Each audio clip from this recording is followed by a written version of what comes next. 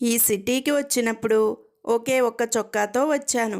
ఈ 10 ఏళ్లలో 10 లక్షలు సంపాదించా మీసాలు మెలేస్తూ చెప్పాడు పుల్లయ్య. అయ్య బాబోయ్, 10 లక్షలే! అన్ని చొక్కాలు ఏం చేసుకుంటారు సార్ అని అడిగాడు ఆచారి.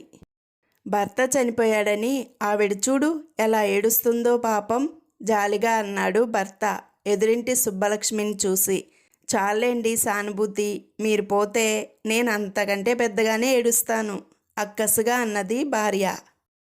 విన్నావా సుందరొదిన, అమెరికాలో ఎవరో ఒక ఆయన 50 ఏళ్ల దాన్ని 25 ఏళ్ల దానిలా మార్చే మందు కనిపెట్టాడట.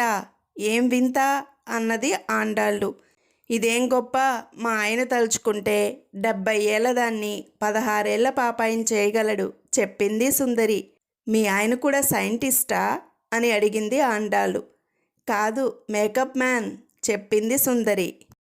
రామారావు, సుబ్బు బయట హోటల్లో భోంచేస్తానని వెళ్ళావు కదా, ఎలా ఉంది అని అడిగాడు. సుబ్బు తిన్నంత కోడి భోజనం కేవలం 10 రూపాయలు మాత్రమే అంటే ఏమీ ఆలోచించకుండా వెళ్తే 10 రూపాయలు తీసుకొని ప్లేట్లో జొన్నలు తెచ్చిపెట్టారు.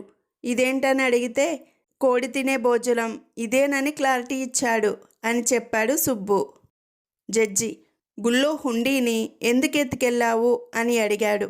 దొంగ దేవుడు కల్లో కనపడి ఏం వరం కావాలో కోరుకోమంటే హుండీ అడిగాను.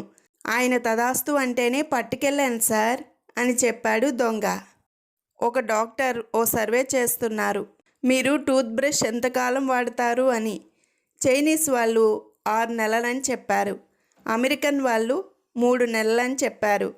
నేను అంటే ఇండియన్, అలా ప్రత్యేకంగా కాల పరిమితి ఏమీ లేదు.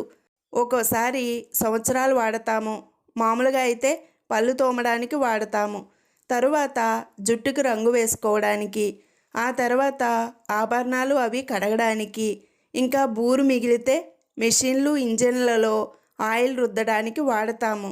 బూరు మొత్తం ఊడిపోయాక డ్రాయర్లు, లంగాలు, పైజమాలకి నాడాలు దూర్చడానికి వాడతాము.